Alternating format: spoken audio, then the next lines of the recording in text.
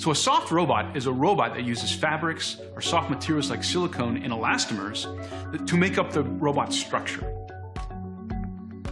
Soft robots are very much biologically inspired or mimic biological systems. The ocean has a large abundance of soft creatures, yet they can do amazing, amazing things and solve incredibly challenging problems. So when you look at a soft robot, what you see is something that was inspired by nature, by the animals around us, by ourselves even. Our muscles, for instance, are considered soft systems, soft fibers. So when you look at traditional robotics, what you have is hard linkages. A motor connected to another motor that's allowing the system to move around. It's very controlled.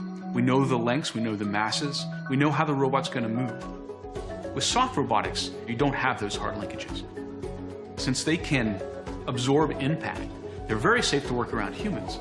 So there's a lot of work going on to use soft robotics for working with and alongside humans, helping humans out. The project that we're currently working on is using soft robotics in in-space assembly tasks. This is building structures in space or on other planetary bodies. The soft robot that I'm developing is a soft gripper that's going to bond struts together. By being able to bond and debond this adhesive, if you think in terms of Legos, you can take these struts apart and put them in any form that you want. Soft robots can also be used in habitation on the lunar surface or the Martian surface. Soft robots can be used in astronaut suits to help with dexterity and hand motion, or to lift heavy things.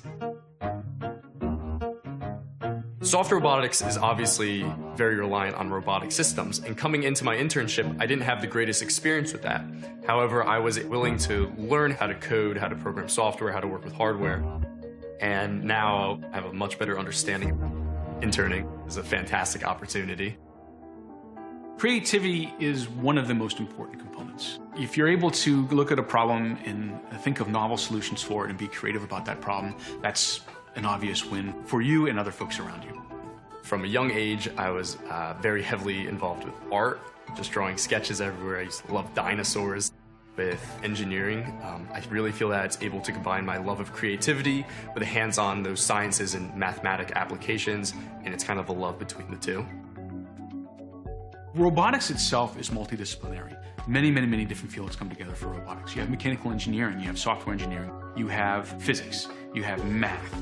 In particular with soft robotics, there's a lot of biology in there. And so all of these different fields kind of come together in robotics. Students don't necessarily understand that, and that's okay. But as long as they have the underlying capabilities to work in that type of environment, it tells me that they are absolutely fit for a job like this and other jobs here at NASA.